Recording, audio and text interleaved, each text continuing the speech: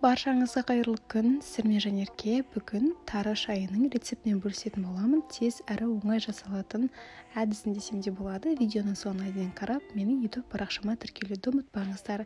Ең бірінші шәйнегіміздің ішіне шайымызды салып аламыз. Жоғары сапалы болғаны дұрыс. Сол кезде әдемі қанық түсті шай болып шығады.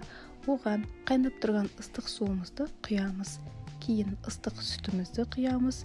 Жәнеден ең соңынан жоғары сападағы тарымыздан 3 ас қасықтай салып, жақсылап араластырып, 2-3 минутқа шайымызды тындырып қоямыз. Сол кезде тарының өзінің ерекше дәмі шығады. Кейбір жерлерде тарыны жуып немесе қайнатып қосып жатады. Мен жумай-ақ тек өзін қосамын. Осы сәтте ерекше тарының өзінің бір әдемі дәмі шығады десем де болады. Дәл осылай жасап көріңіздер. Жасап жатсаңыздар, комментарий бөліміне пікірлеріңізді қалдыруды ұмытпаңыздар. Ал сіздерге видеом ұнаса лайк басып, пікіріңіз болса комментарий бөліміне жазуды, ең бастысы менің YouTube парақшама тіркелуді ұмытпаңыз. Себебі сіздермен қызықты видео рецептермен бөлісетін боламын. Видеомды соңына дейін қарағандарыңызға рахмет. Сіздермен болған Жанерке.